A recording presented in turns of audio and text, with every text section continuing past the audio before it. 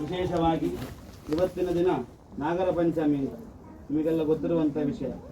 ಹಾಗಿದ್ದರೂ ಕೂಡ ನಾಗನ್ನ ನಾವು ಯಾಕೆ ಆರಾಧನೆ ಮಾಡಬೇಕು ಅಂತ, ಸರ್ಪಪ್ರೀತಿ ರಮಸ್ತವೇವ ಕರುಣೀಯಂ ಆರೋಗ್ಯ ಭದ್ರಾಸ್ತವೇ ಅಂತ ಹೇಳಿದರೆ, ನಮಗೆ ಯಾವುದೇ ರೀತಿಯ ಆರೋಗ್ಯ, ಸುಖ, ಸಂಪತ್ತು ಇವುಗಳು ನಮಗೆ ಬೇಕು ಅಂತ ಆಗುವಾಗ ಯಾರನ್ನ ಆರಾಧನೆ ಮಾಡಬೇಕು ಅಂತ ಕೇಳಿದರೆ ಪುರಾಣಗಳು ಹೇಳ್ತದೆ ನಾಗದೇವರನ್ನ ಆರಾಧನೆ ಮಾಡಿ ಅಂತ.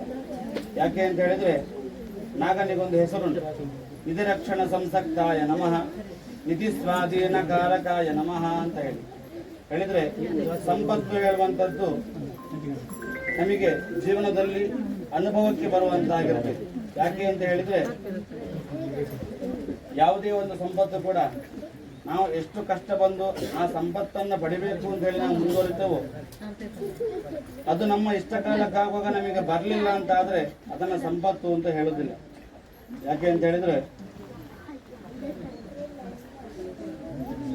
ಯಾವುದೇ ಒಂದು ಸಂಪತ್ತನ್ನ ನಮಗೆ ಅನುಭವಿಸಲಿಕ್ಕೆ ಬೇಕಾದಂತ ಯೋಗವನ್ನ ಕೊಡುವಂತವನು ನಾಗದೇವರು ಅಂತ.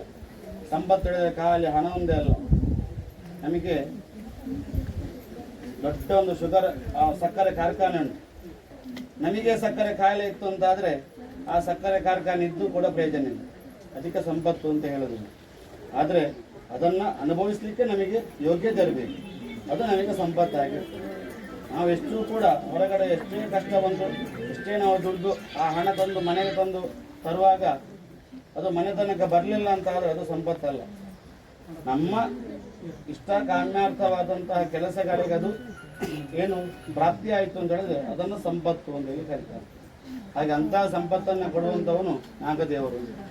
ಹಾಗಿರುವಾಗ ನಮಗೆ ನಮ್ಮ ಜೀವನದಲ್ಲಿ ಬರ್ತಕ್ಕಂಥ ಎಲ್ಲ ರೀತಿಯ ಕಷ್ಟಾರಿಷ್ಟಗಳಿಗೆ ಆ ಒಂದು ಏನು ಸುಲಭೋಪಾಯವಾಗಿ ನಮಗೆ ಈ ತುಳುನಾಡಿನಲ್ಲಿ ನಾಗನನ್ನ ಆರಾಧನೆ ಮಾಡಿಕೊಳ್ಳಿ ಅಂತ ನಮಗೆ ಹಿರಿಯರು ತೋರಿಸಿಕೊಟ್ಟಿದ್ದಾರೆ. ಹಾಗಿರುವಾಗ ಇವತ್ತಿನ ದಿನ ವಿಶೇಷವಾದಂತಹ ದಿನದಲ್ಲಿ ಯಥಾಶಕ್ತಿಯಾಗಿ ನಾಗನನ್ನ ಫಲಪಂಚಾಮೃತ ಸ್ನಾನಾಭಿಷೇಕಗಳಿಂದ ಆರಾಧನೆ ಮಾಡಿ ಯಥಾಶಕ್ತಿಯಾಗಿ ಅಲಂಕಾರಗಳನ್ನು ಮಾಡಿ ಹಾಗೆ ಯಥಾಶಕ್ತಿಯಾಗಿ ನೀವೆಲ್ಲರೂ ಕೂಡ ತನುಮಾನ ಧನ ಸಹಕಾರದಿಂದ ಭಗವಂತನ ವಿಶೇಷ ರೀತಿಯಲ್ಲಿ ಸೇವೆಯನ್ನೆಲ್ಲ ಮಾಡಿದ್ದೀರಿ.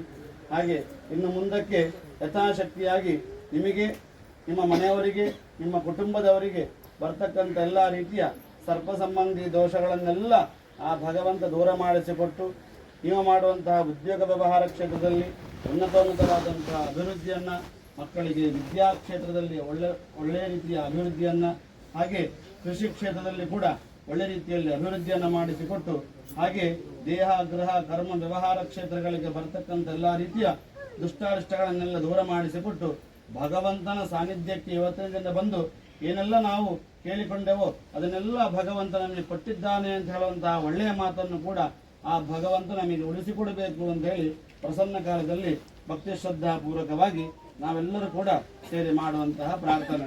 ಎಲ್ಲರೂ ಕೂಡ ಹೇಳಿ, ಸ್ವಸ್ತಿ ಶ್ರದ್ಧಾಂ ಮೇಧಾಂ ಯಶಃ ಪ್ರಜ್ಞಾಂ ವಿದ್ಯಾಂ ಬುದ್ಧಿಂ ಶ್ರಿಯಂ ಬಲಂ ಆಯುಷ್ಯಂ ತೇಜಃ ಆರೋಗ್ಯಂ ದೇಹಿ ಮೇ ಪುರಗಾಧಿಪ.